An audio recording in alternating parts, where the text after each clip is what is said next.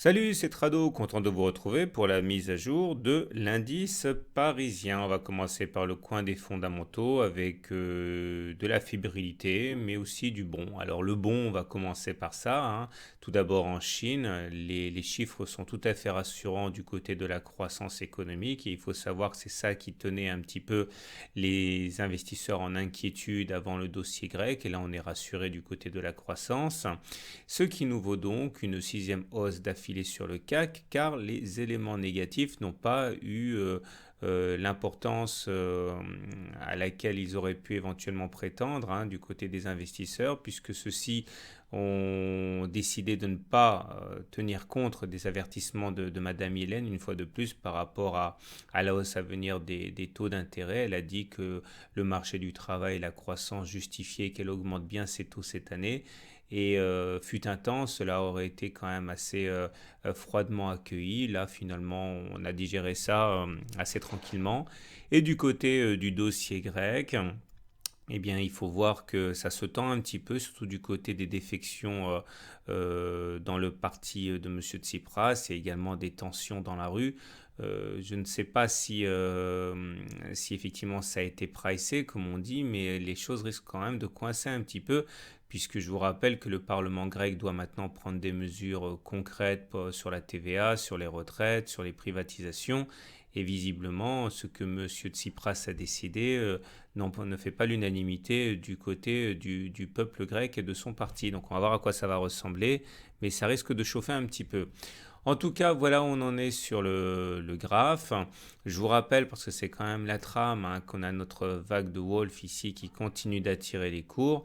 Destination finale possible, terminus, la percussion de la demi-droite 1,4 au point 6 ici. Et entre-temps, l'objectif intermédiaire, aller chercher le point 4. Alors j'avais hier mentionné le fait qu'on aurait quand même une résistance ici à passer, à savoir le fameux nuage et le haut du canal orange. Eh bien, comme si de rien n'était, grâce à un rallye de dernière minute, eh bien, on a avalé ces deux résistances et on fonce droit vers le point 4. Alors en plus, on se permet d'enchaîner une figure de chandelier japonais assez positive, hein. Ici, ça s'appelle 3 soldats blancs. J'ai fait un tuto là-dessus. Et bon, c'est assez simple, hein. Vous avez 3 bougies vertes. Chaque bougie commençant dans le corps de la bougie précédente et terminant au-dessus. Maintenant, il faut savoir que c'est une configuration, cette fois-ci, qui est de qualité assez médiocre parce que les mèches hautes sont quand même assez développées et les corps ne sont pas très très longs. C'est mieux quand on a, comme ici, un 3 soldats blancs avec des corps plutôt amples et des mèches plutôt réduites, hein. Là, c'est pas le cas, mais enfin bon, c'est un simili 3 soldats blancs, c'est pas mal. Je rappellerai quand même au passage que avant de considérer une cassure de résistance actée, il faut attendre une bougie de confirmation, c'est toujours mieux.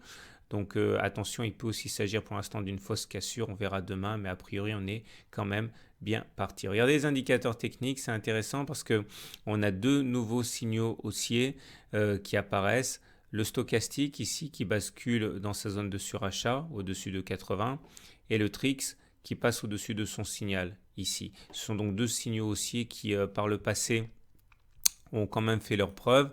Regardez, là le TRIX a basculé positif, enfin pardon, au-dessus de son signal pendant que le stochastique bascule dans sa zone de surachat. On a eu droit à une petite hausse. Là aussi, alors c'est des hausses qui n'étaient pas très très conséquentes les dernières fois, mais c'était des petites hausses quand même. On en a eu d'autres ici plus conséquentes, là, avec le stochastique qui basculait en surachat et le TRIX qui basculait au-dessus de son signal. Donc c'est un élément positif, ça c'est sûr. Maintenant, il faut bien comprendre qu'il y a également des éléments négatifs que j'ai déjà mentionnés hier et que je vais rementionner ce soir, à savoir une divergence baissière cachée sur le RSI et des volumes quand même assez faibles, ce qui veut dire que l'on monte quand même sans véritable conviction haussière, hein. C'est pas comme si c'était l'engouement pour la hausse qui l'emportait, c'est plutôt parce que le marché est assez creux et la hausse donc n'est pas aussi valable, bonne, j'ai envie de dire, que s'il y avait une explosion des volumes, hein. Donc globalement, ça reste quand même très bien. et on attend toujours un contact avec le niveau 4 ici. Voilà, je vous souhaite une bonne journée, de bons trades et à demain pour la mise à jour.